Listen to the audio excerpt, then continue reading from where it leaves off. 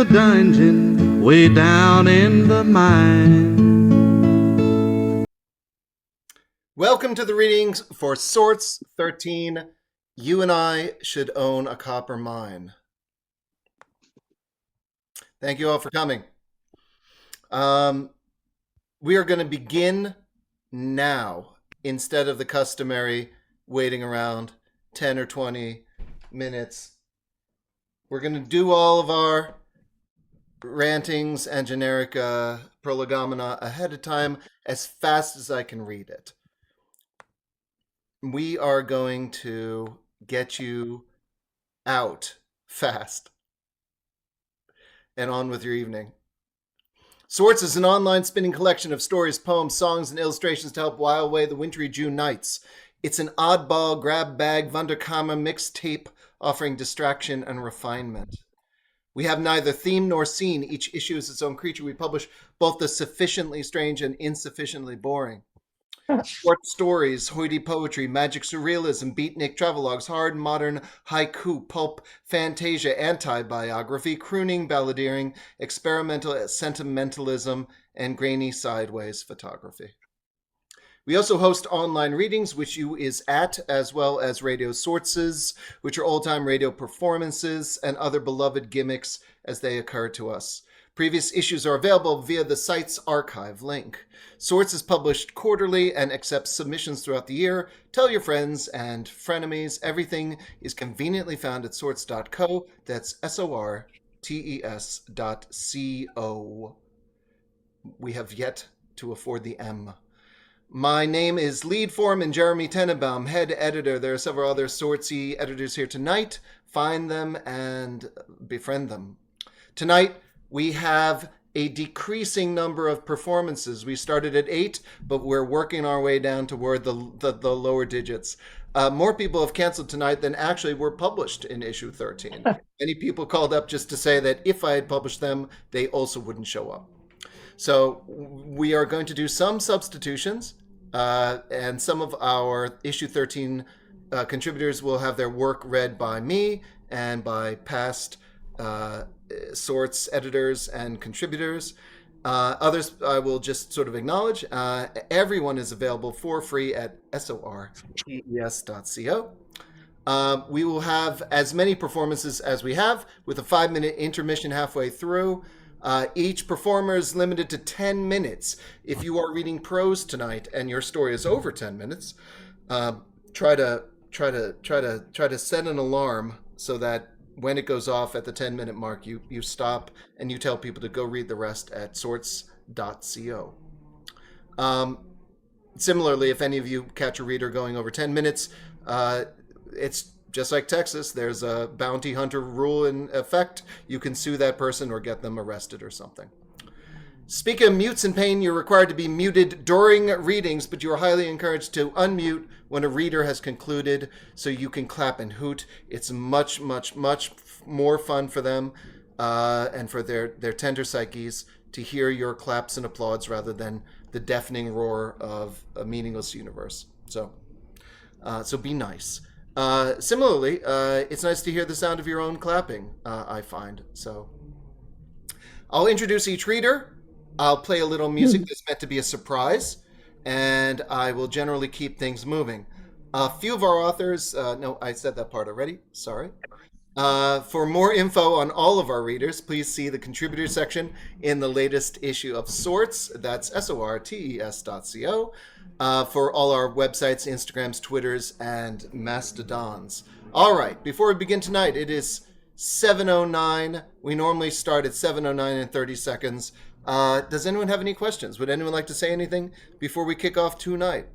Yes, you there, Susan. Would you give me 10 minutes? Would you say 10 minutes? Would you mind?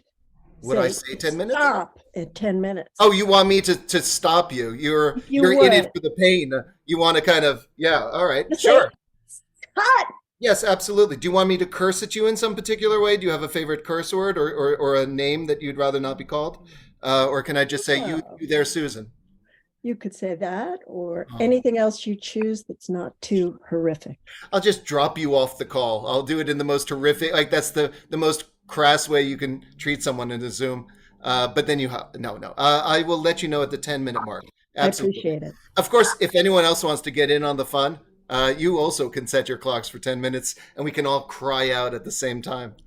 I'll tell us all when to hit start on the stopwatch. Hey, quick Yes, question. You there? Do you want the story in your mag, or do you want a secondary story that's not in your mag? Which one is better? Well, obviously the one that's in your magazine is better. I don't know about obvious. Did I see the other one? No, it's a chance. No, Yeah. New Okay. story. Do you care? Do we care? Would you like us to take a vote right now? Yeah. Okay. One of them's about laughing gas. One of them's about a garden party. Okay. Who wants to see laughing or wants to hear laughing gas? Okay, that's Wow. 1, 2, 3, 4. Hold on, hands back up. 1, 2, 3, 4, 5, 6. 6 for laughing gas, and you folks on with your cameras off, you're recusing yourselves. 6 for laughing gas. I'm sorry, Alec, laughing gas. Okay, 7 for laughing gas. Who would like to hear garden or hear about a garden party? I'm a dainty soul, so I'm going to vote garden party. Okay, it's me as always against all you bastards, and so that's All right. Okay, Well, good. Okay. Laughing So- gas it is. That's phenomenal. Yeah. The garden party's in your magazine, so okay. Okay, good. Would anyone else like to throw themselves on democracy before we begin? No. All right. Okay, we are beginning. If any of you waiting for people that aren't here yet and would like us all to wait with you? All right. First up tonight, Angel Dionne is an English professor at the University of Montclair Edmonton campus. She finished her PhD in creative writing at the University of Pretoria in 2020, and she's the author of a chapbook of strange flash fiction entitled Inanimate Objects from Bottle Cap Press, as well as co-editor of an anthology entitled Rape Culture 1: Programming Change, Demeter Press. Her work has appeared in Chicken Soup for the Soul, Jake, Sein und Werden, The Molotov Cocktail, The Missing Slate, The Peculiar Wormerid, Crack the Spine Anthology, Everyday Fiction, a whole bunch of other things, and Lit Break Magazine. She currently lives in Canada with her wife and cats. Unfortunately, Angel is one of the 30 readers not able to join us tonight. And so we've asked Rosie Lee Byrne to jump in at the last moment to read Angel's work. And Rosie, would you like to say anything about yourself before we begin? I'm happy to be here. I'm honored to read these poems. I'm a little jealous I didn't write these poems. Okay, that sounds good. Just to let everyone know, Rosie is a sometimes editor of sorts, and we published. Happy to be here. Oh, sorry. I think we overlapped there for a second. Sorry about that. Rosie is an occasional sorts editor, and we've published her in the past. Everyone, both Rosie and Angel, and please mute yourself if you're not Rosie at this time. Thanks. Yes.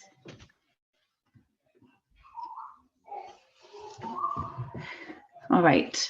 So the first poem I'm going to read for you is Vulgar Little Trinkets. Winter is for mining crystals. It's a banner of shadowed sky. A cat shivering in the alleyway.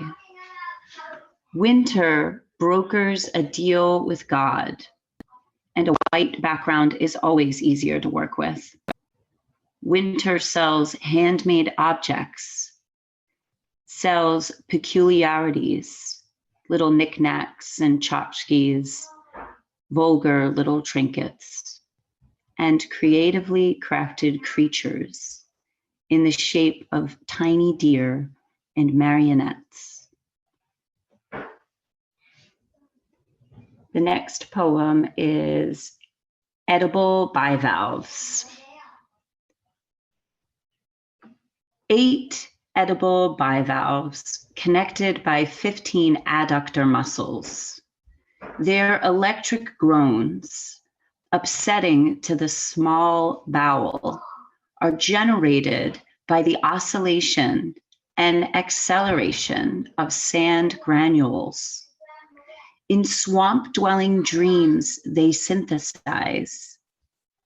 In dreams of bedding, dreams of tattered tongues and swollen fingertips, in hair torn from sea scalp and translucent sea foam skin.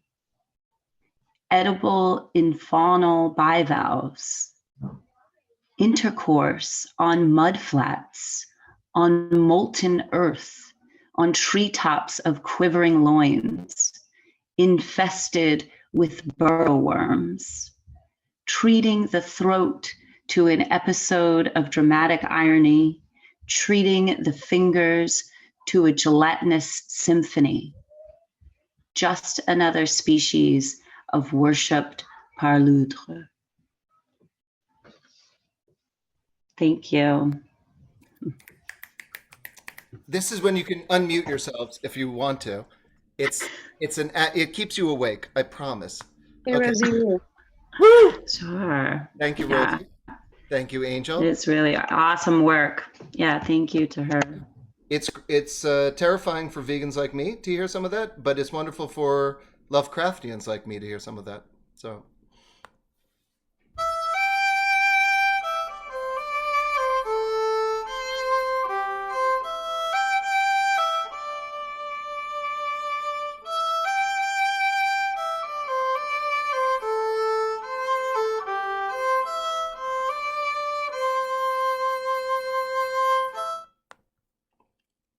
Bronwyn Hughes is a certified public accountant who recently completed her MFA in creative writing from Randolph College. She enjoys beekeeping, filmmaking, and boating on the many creeks and rivers feeding the Chesapeake Bay.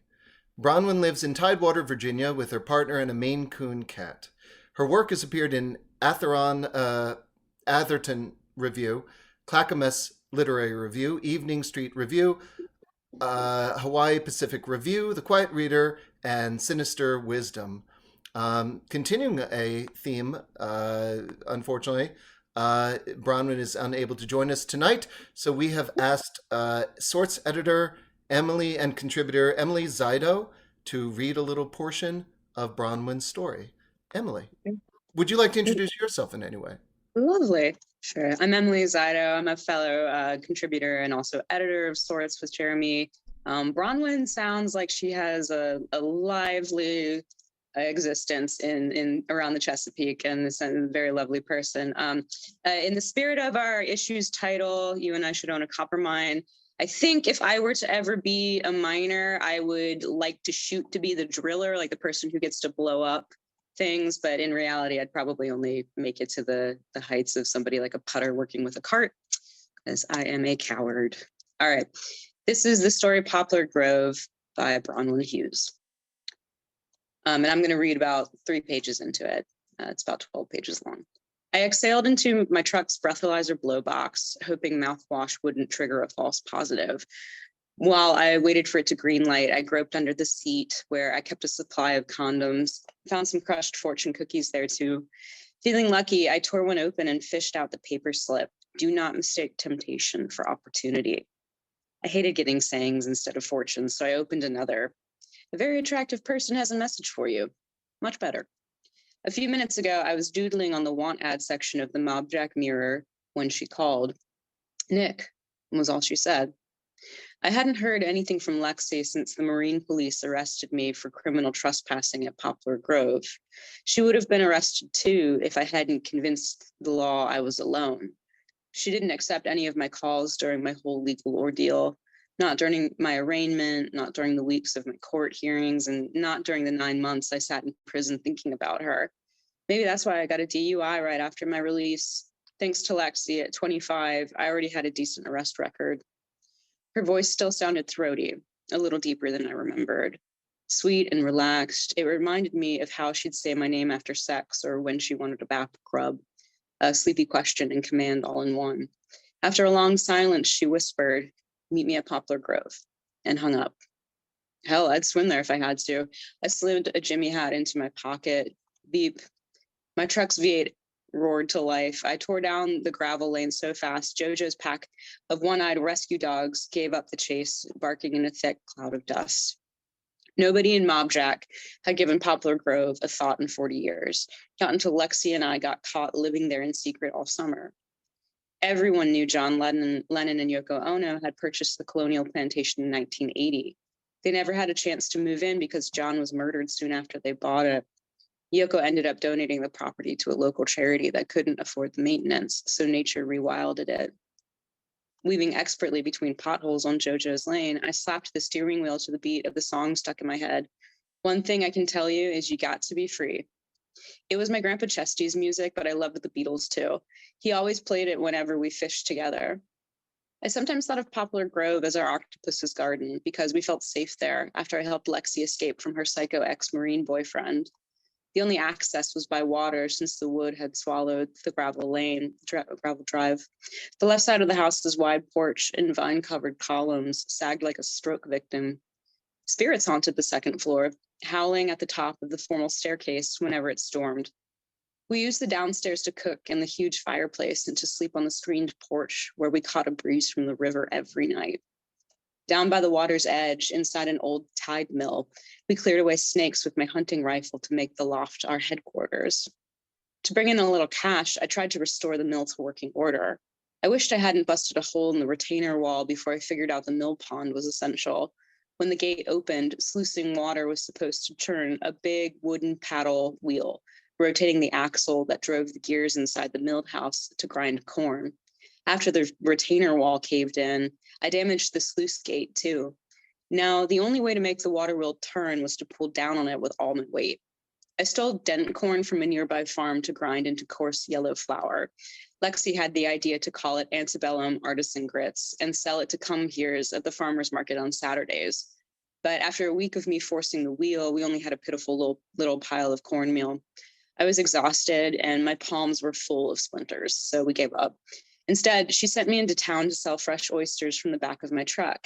The cash paid for the few things we needed, mainly soap, matches, and cooking oil. The rest of the time, we worked in our vegetable gardens, searched for our chickens' eggs, and fished for croaker, oysters, flounder, crabs, and when we were lucky, striped bass. My Swiss Army knife came in handy filleting the fish. Food never tasted so good. We got away with living there until I got sloppy at the end of the summer. I set fire to my burn pile on a Monday, thinking the come-heres had gone back to the city.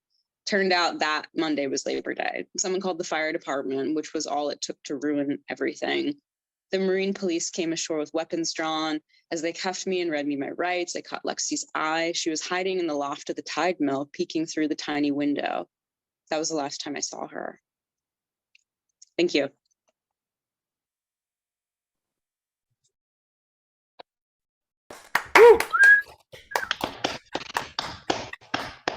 Thank you, Emily. Thank you so much. And thank you, Bronwyn. And thank you, Yonder Mountain String Band.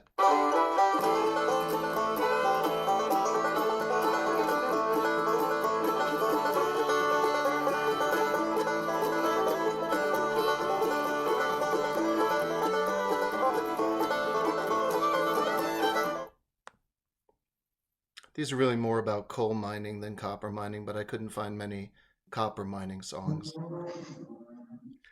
Heather Rutherford is published or is forthcoming in El Portal, Euphony Journal, Life in 10 Minutes Online Magazine, Literally Stories, The MacGuffin, and River's Sedge. Heather grew up in upstate New York and escaped the cold by attending the University of Richmond to earn a bachelor's degree in English literature. She and her family live in Richmond, Virginia, where she taught yoga and meditation for 14 years and writes and edits the Yoga Center newsletter. Heather has raised 2 kids and several Labrador retrievers, including 2 yellows named Huckleberry Finn and Scout Finch. Continuing our incredibly consistent theme for the day or the night. Heather cannot be with us tonight, so I will be reading a few passages from her story, Alone with Elvis. My name is Jeremy Tenenbaum.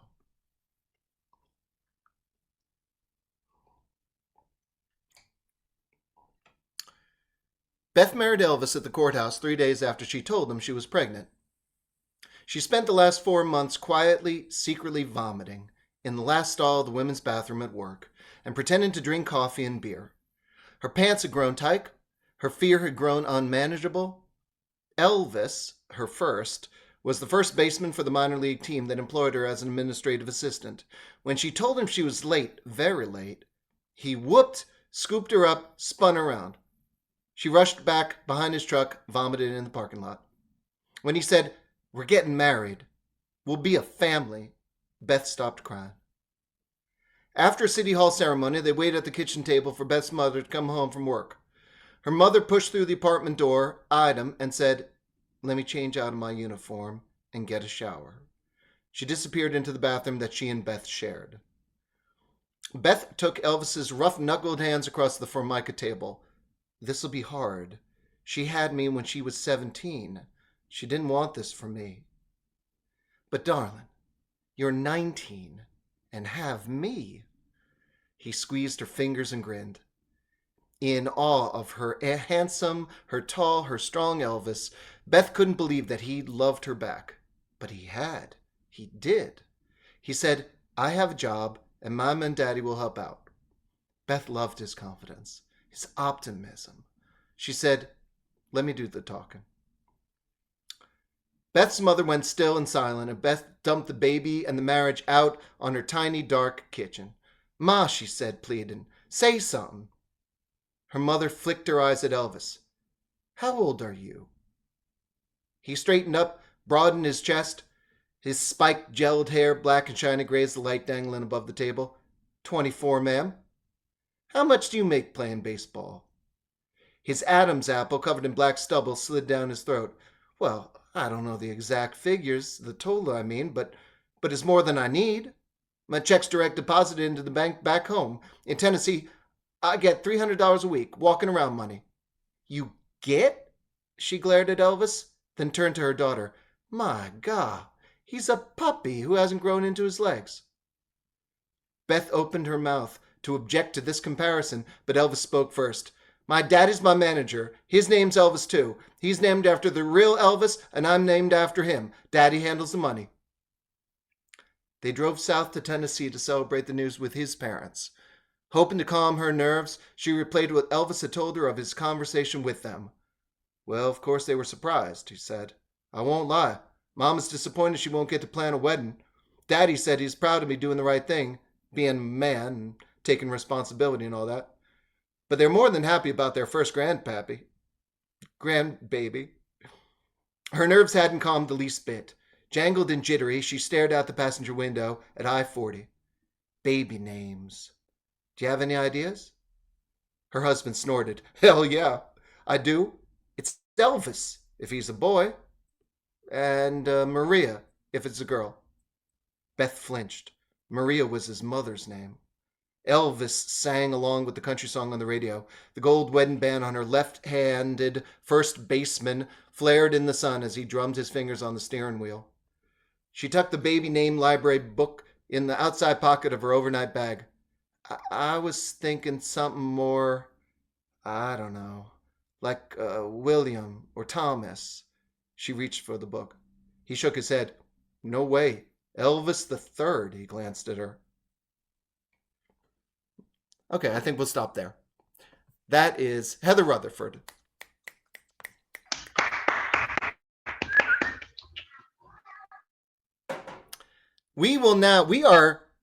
Look, I care so much about getting you toward whatever movie you're going to watch tonight that we are already at intermission.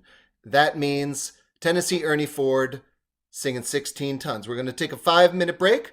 You're going to refill the thing that you haven't had a chance to really get down into anyway. We're going to come back with the second half of our performance, during which we will have actual issue 13 performers performing for you live. They're here in our audience right now, and I can't stop doing this Heather Rutherford voice. I'm very sorry about that. So here we go. Quick intermission.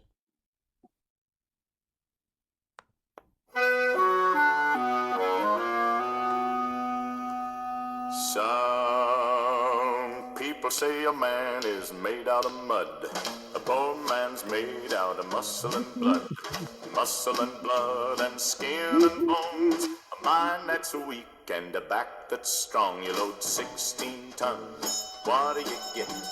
Another day older and deeper in debt. St. Peter, don't you call me, 'cause I can't go. I owe my soul to the company store.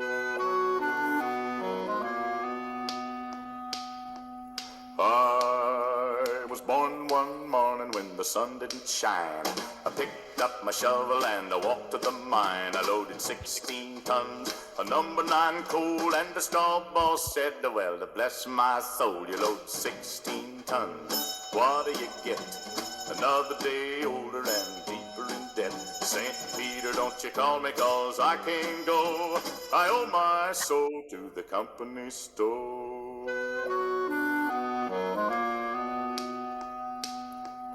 I was born one morning, it was drizzling rain. Fighting and trouble are my middle name. I was raised in the canebrake by an old mama lion. Can't no high-toned woman make me walk the line. You load 16 tons, what do you get? Another day older and deeper in debt. St. Peter, don't you call me, 'cause I can't go. I owe my soul to the company store.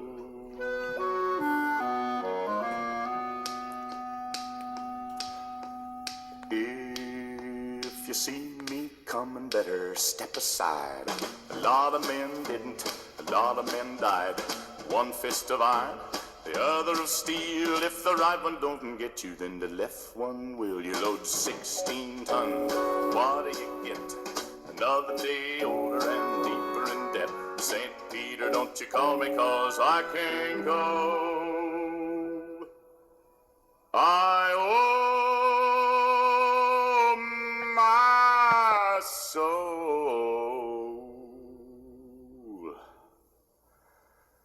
to the company store.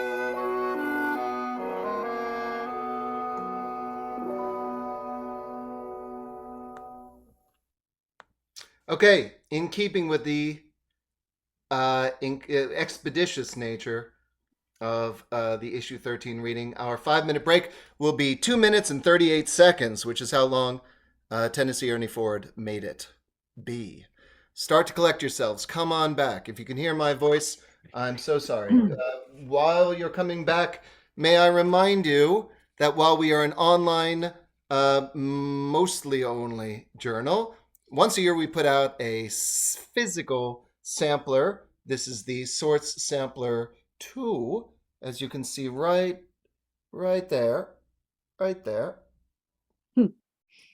Look at that. And what you would get if you were interested in purchasing the Sorts Sampler 2 is a little snack-sized assortment of the type of stuff that goes into our online journal, including a short story by Max D. Stanton, which is about seances gone wrong, which is the best way the seances can go.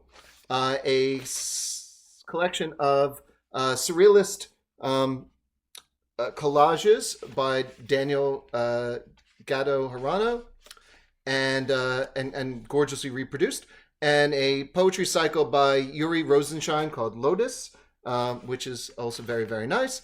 And 2 of those are Philadelphians. One of them is a parts northerner, I think Connecticut. I think he's from Connecticut, Kelly. How do you feel about that, Kelly? I see. No, it's okay. You don't have to hurt. I see Kelly in the background. She's from Connecticut. We also, if you were to order such a thing, would throw in stickers. We would throw in buttons, which look a lot like stickers, but are more hurdy on the back. And so forth.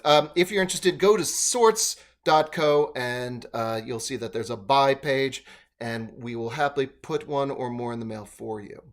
That's SORTES.co. Okay, welcome back to the set. Oh, look at that. Emily Zido is flashing her mug and my mug, and going a little blurry in the process somehow. I don't know, Emily, I'm sorry, but the Zoom doesn't like one of you. And I think but I blame the mug. And because I have a lot more music than I have performers tonight. We're going to do 8 seconds of a song while I gather the next performance. Close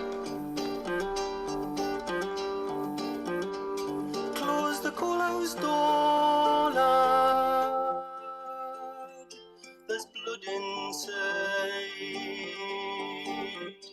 Blood from broken hands and feet, blood that's dried on pit black meat, blood from hearts that know no beat. Close the coalhouse door, lad. There's blood inside. That last performance may not have been by a Southerner, at least not an American Southerner.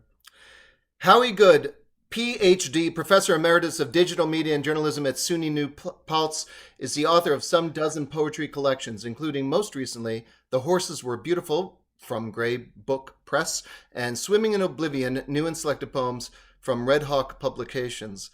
His handmade collages have appeared or are forthcoming in Mayday, Sulfur Surrealist Journal, Defunct, Drunk Monkeys, Blue is Orange, Decomp, The Offshoot, several more that sound sort of like that, Mobius, and Odoliths. He co-edits the journal Unlost, dedicated to found poetry. Howie Good is the last performer tonight that is not here, although he was kind enough to call ahead and say that he had a very important thing to unfortunately do. So I'm going to share my screen. He has contributed art to this issue, and you'll see it again at the current issue online. Several collages. I'm going to scroll down slowly enough that you can see them, but not so slowly that you can take them all in, just enough to tempt you to go see them slowly online.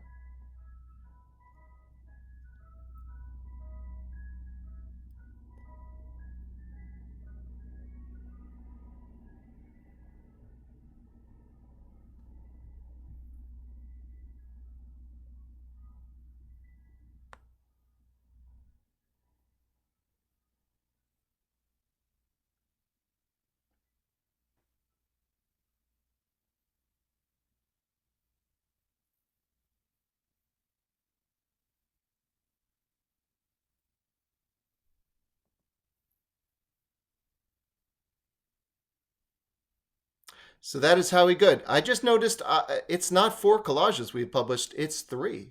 So I will be frantically editing that tonight. Driving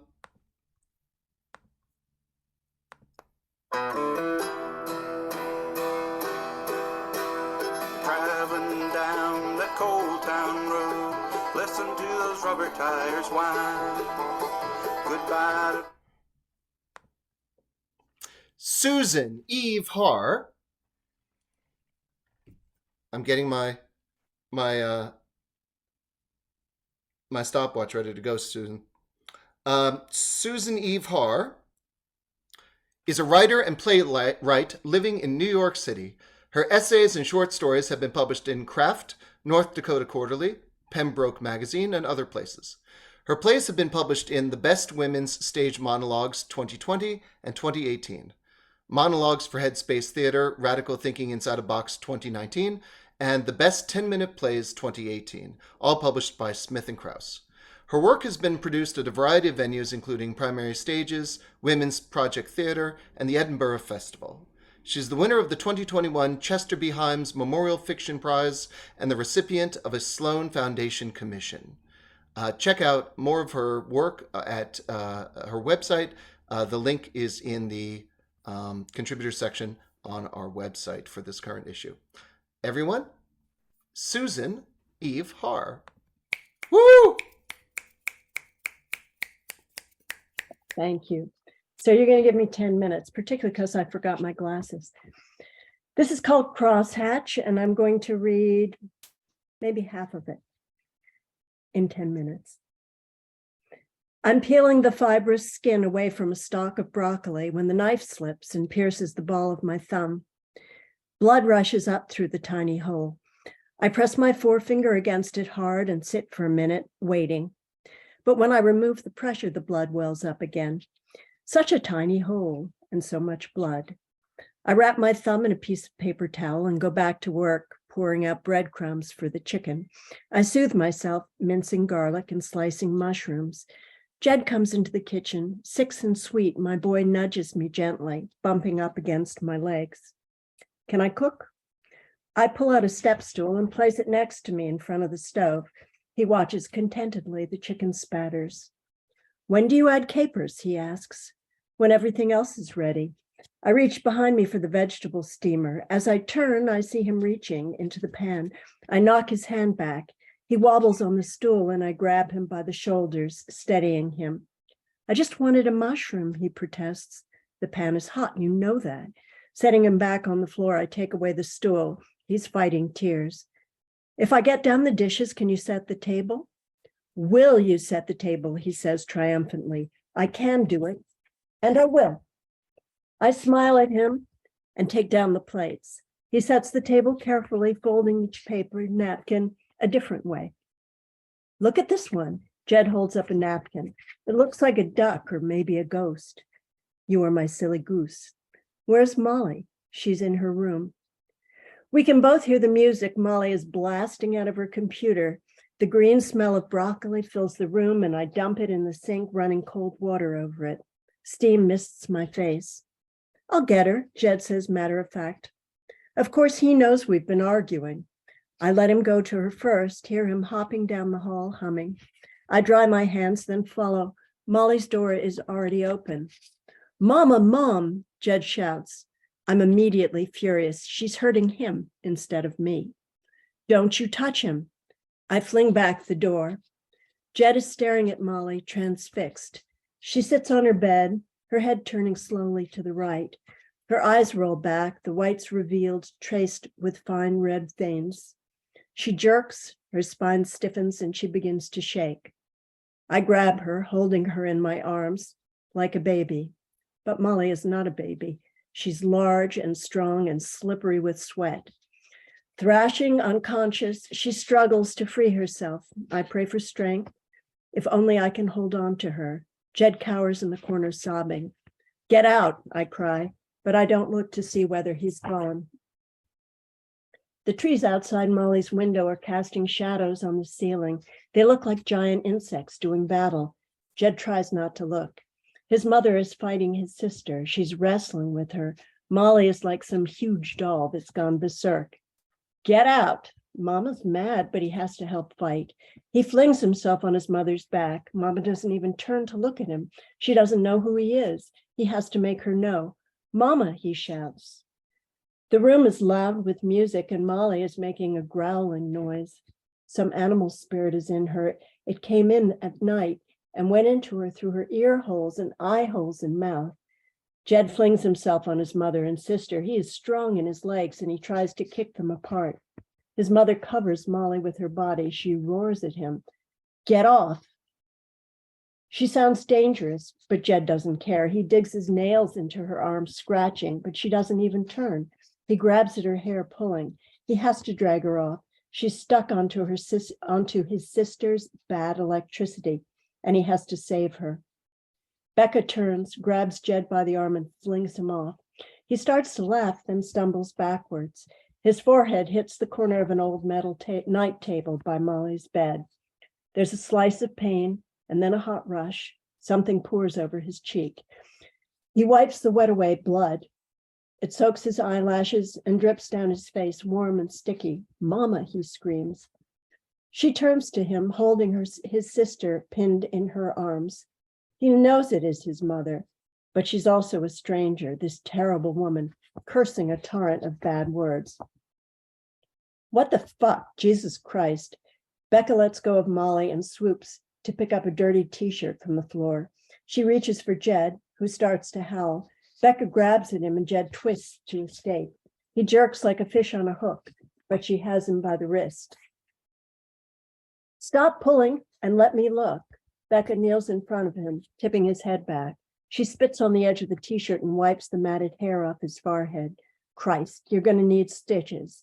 The flesh is sliced down to the bone. It peels back from his forehead just above the eye. She dabs at the edges of the wound, trying to ascertain its length. The gash starts to bleed, scalding his eye. I'm blind, Jed screams. You missed your eye. Now hold this and push. His mother is pressing the shirt hard above his eyebrow. Wait. Jed closes his eyes, but he can still see Molly thrashing. He curls in on himself like a snail trying to disappear. His mother is smashing something in the kitchen. She's smashing and smashing like she's breaking whatever is not broken.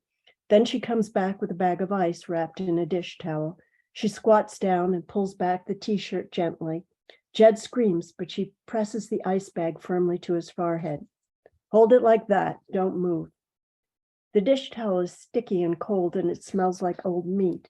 He thinks he's going to throw up. He wants to tell his mother, so he opens one eye. His mother is leaning over Molly, who lies limp. His mother has her head on Molly's chest. Maybe she's listening to her heart. He hears the front door open and his daddy's footsteps, even and heavy. Then he sees his dad standing in the door.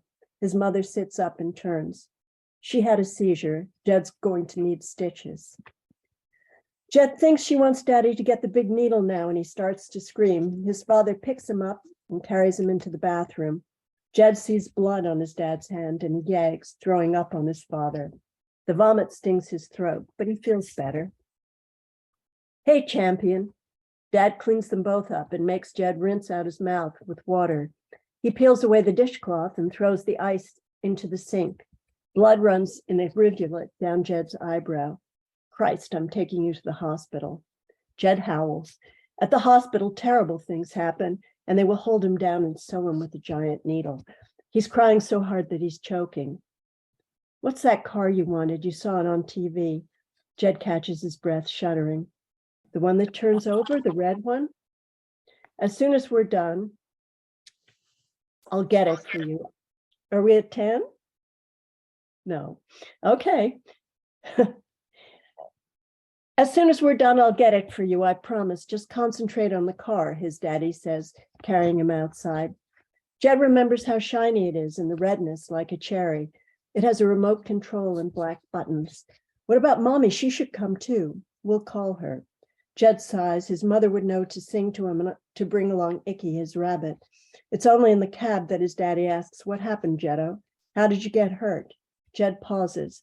Something happened. He wants to tell his father his mother turned into a monster and his sister turned into a devil. The room turned around and there was blood everywhere and he was all alone. But all he can say is, Mama threw me, and then I hit.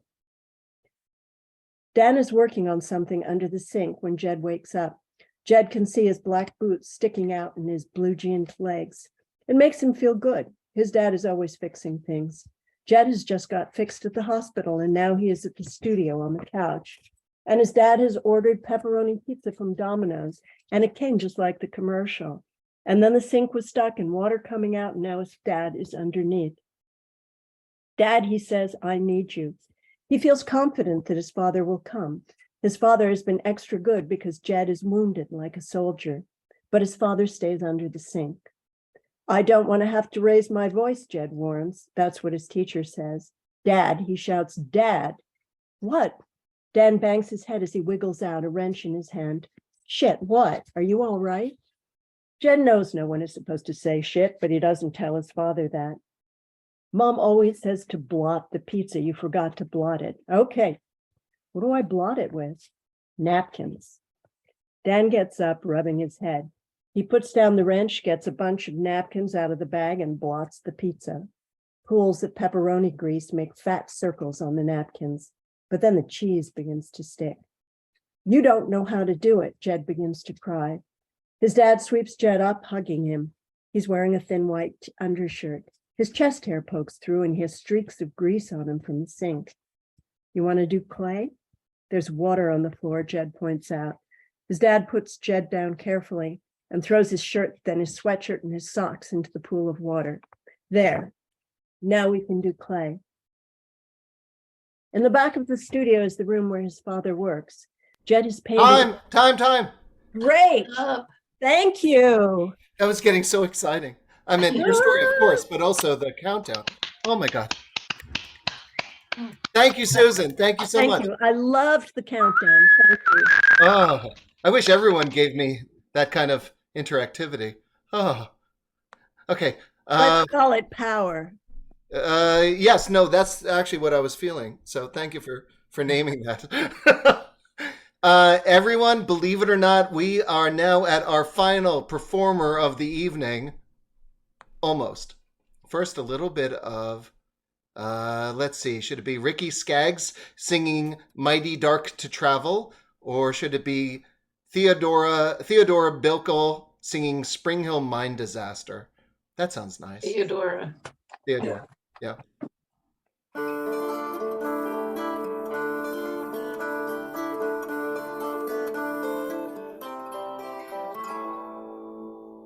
In the town of Spring Hill, Nova Scotia, down in the dark of the Cumberland mine, there's blood on the coal and the miners lie in the roads that never saw sun nor sky, roads that never saw sun nor sky.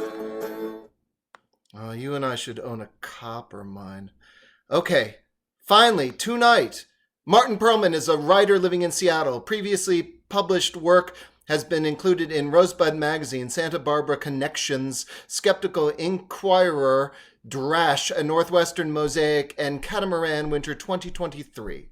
He wrote a whimsical novel, Thinks Out Loud, a blog at first, from Marrow Press. In his non-writing time, he likes to bend notes on a blues harp. Everyone, Martin Perlman. Woo!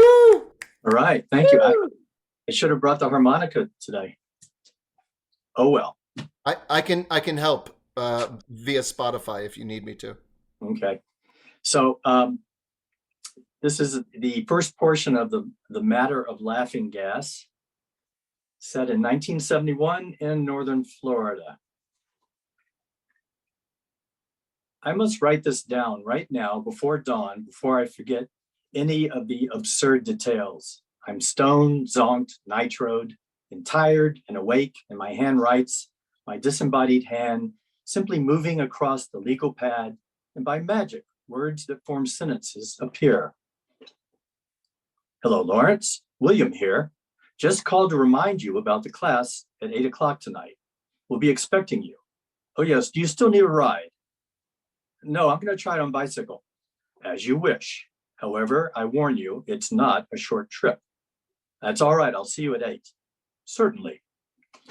The late September heat and humidity of an inland Florida day had shifted into a milder evening, so I didn't need a light jacket.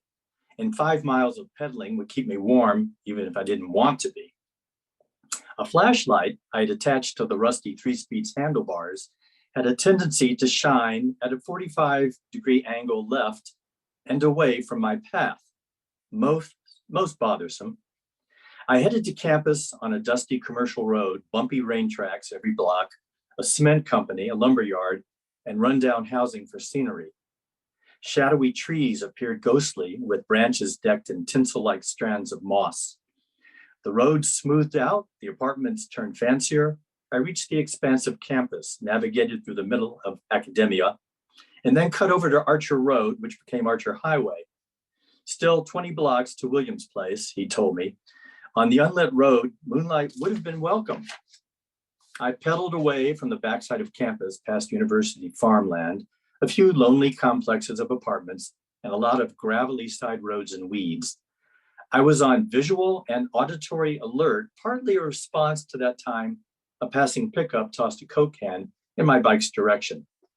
My goal, the first meeting of Science Fiction Classics, a non-credit course offered by the Experimental College, a group of semi-independent of the university.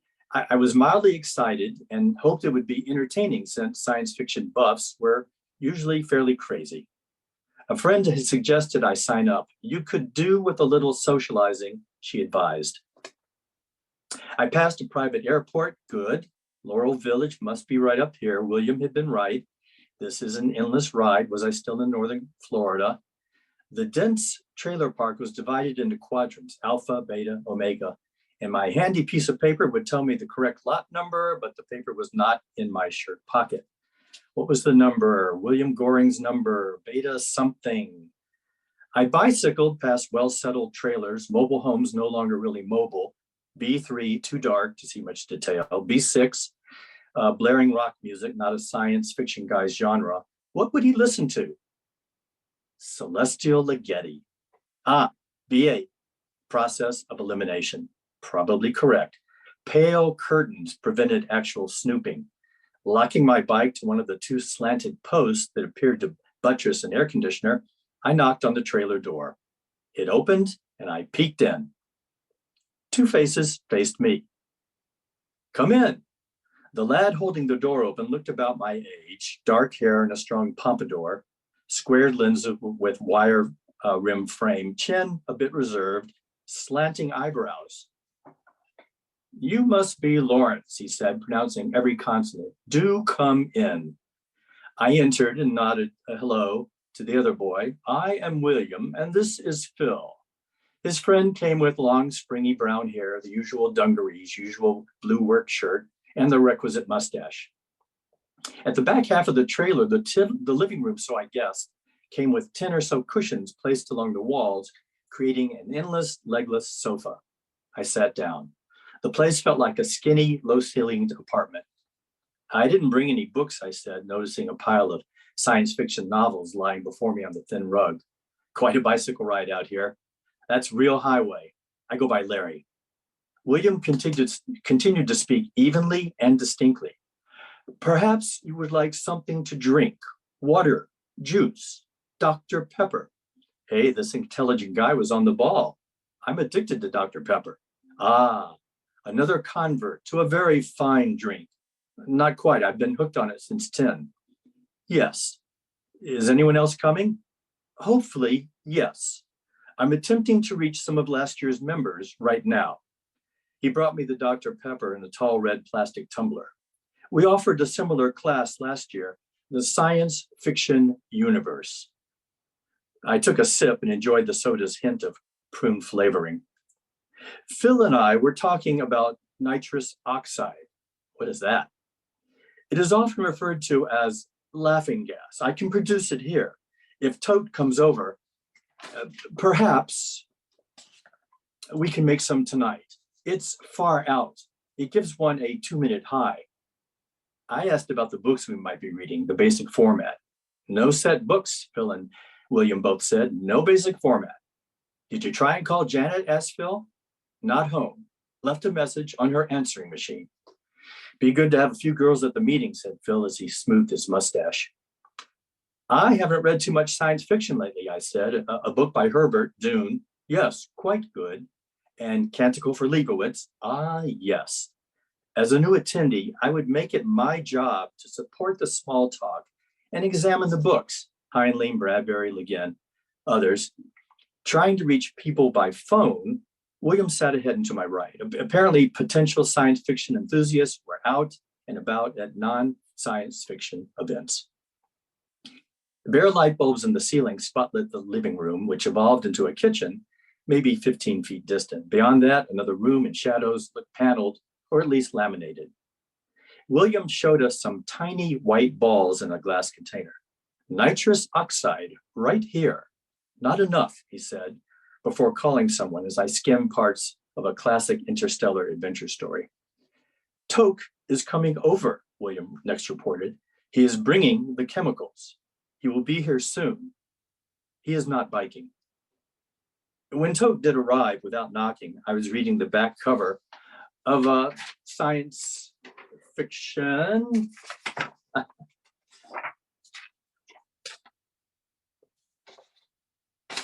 Hold that thought.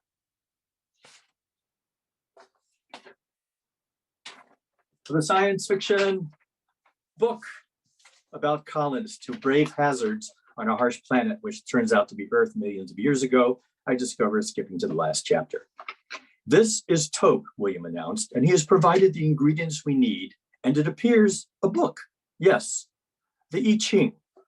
Toke directed his attention to Phil as I read while William contented himself in the kitchen. Do you wish to try the I Ching? Toke wore his long brown hair in a ponytail. He had a genuine thick mustache holding his top lip, while the rest of him looked unremarkable. His blue shirt matched his blue socks. His also well-modulated voice said, "Thank you ever so much for a cup of coffee." Oh no, I'm running out of juice. Am I still on? Yes. I hope. All right, let's keep going for another page. Do you wish to try the I Ching? Toke wore his long brown hair in a ponytail. He had a genuine thick mustache hiding his top lip, while the rest of him looked unremarkable. His blue shirt matched his blue socks. His also well-modulated voice said, "Thank you ever so much for a cup of coffee." And when he began, "Before we start, a brief history of the I Ching," I decided he was pretending to be a guest in a late night talk show. He continued to speak, smooth, very smooth, not to us, more over us, with no pauses. Later, the I Ching was standardized to 64 characters. Of course, I consider the tarot deck perhaps more interesting, yet I do find the I Ching can really freak out a lot of people. Now, Phil, if you will throw the 3 coins, 2 heads, 1 tail, again. When a majority of the coins were tails, Toke made 2 dash marks above the previous mark. If a majority of the coins were heads, he made a solid mark. He did this 8 times. A character made of dashes and lines formed, which matched one of 64 standardized characters representing, Toke noted, descriptions of past, present, future, all in symbolic language, earth, light, journey.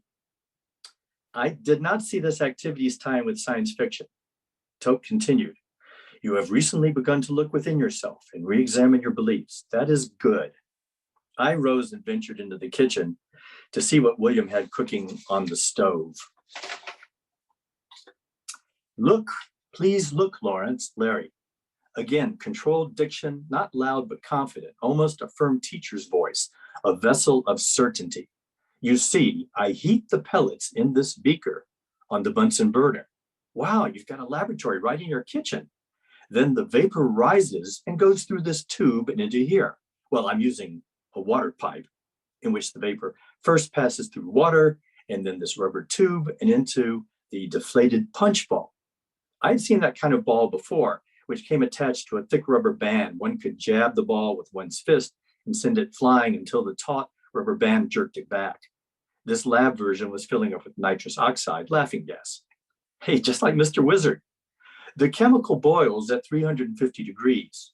At 400 degrees, it becomes highly explosive." Sure, I thought, nobody would fool with stuff like that. Certainly not a logical science type. Or precisely like a logical science type. On cue, William added, "I'm really into explosives." "I think I'll go sit down." "Certainly." Toke regarded me silently as though he were the guru and I his disciple. "I'd like to try the I Ching. I don't believe in it, but I'll try." "Sure," said Toke, sporting the first smile I'd seen that evening. William was monitoring his boiling brew. I willed him a message to focus. I flipped the coins and the heads and tails circumscribed me. "Ah," intoned Toke. "Gui, displacement, a major decision." Well, I had decided to take this quarter off from school, going into new areas. I had also bought a single lens reflex camera and wanted to learn how to develop film, print photos. Turmoil ahead. That was given here in the fall of 1971, both personally for my generation and the country in general. "Do not waver from your views." What views? "Interesting," I said as I took another extended sip of my Dr. Pepper. Was I starting to talk like them? Toke poked at me with deep-set dark brown eyes. "Yes," he nodded. And it goes on. You did it. You made it. Woo. And one party. Woo. And we have made it. We have made it to the end of our incredibly unlikely to reach the end in any happy way, doomed canary in a coal mine issue of Sorts issue 13, featuring the work of Angel Dionne, read by Rosie Lee Byrne, Bronwyn Hughes, read by Emily Zido, Heather Rutherford, read by me, Howie Good, works shown online, Susan Eve Haar, and Martin Perlman. Thank you all. Give everyone a round of applause. Thank you so much. Please come off of mute and yell at these people in happy ways. You see, I've dropped the playlist link into the chat for those of you who like reading chats. Remember that Source is available 24 hours a day at sortes.co. Remember that you can pick up your very own physical copy, which, slender as it is, contains over 247 works by some of today's top poets and authors. Remember that I'll send you a sticker and other swag. That's it. For those of you who are just arriving, and many of you have just arrived in the last 10 minutes, we're going to do the entire performance over again, starting in about 5 minutes. So you just sit still. Marty's going to juice up his equipment, and we'll do it all over again. I'm not proud. I've got nowhere else to be.